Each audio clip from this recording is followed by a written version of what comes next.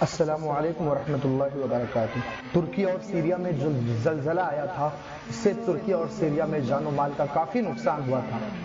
قریب 50,000 سے زیادہ لوگوں کی جان چلی گئی تھی، 7,000 سے زیادہ عمارتیں تباہ ہو گئے تھے اور 1 لاکھ سے زیادہ لوگ گھائل ہو گئے تھے۔ ترکی اور سیریا میں چاروں طرف ماتم پسرا ہوا تھا۔ ترکی کے صدر رجب طیب اردوغان نے دنیا سے مدد کی گہار لگائی تھی۔ اسی کو دیکھتے ہوئے دنیا کے 45 ممالک نے ترکی کی مدد کی اور ہمارے ملک بھارت سے 2 NDRF کی ٹیموں کو مدد کے لیے بھیجا گیا تھا اور ضرورت کے سامان اور ملٹری کی ٹیمیں بھیجی اور ہمارے ملک کی ایک تنظیم آل انڈیا سنی جمعیت العلماء کے صدر حضرت معین میاں صاحب کی سربراہی میں اور رضا اکیڈمی کے صدر الحاج سعید نوری صاحب کے قیادت میں ترکی کے زلزلے سے متاثر مختلف علاقوں میں ریلیف کا سامان تقسیم کیا تھا اور ملک شام کا وہ شہر جو زلزلے سے متاثر ہوا وہاں پہنچ کر زلزلے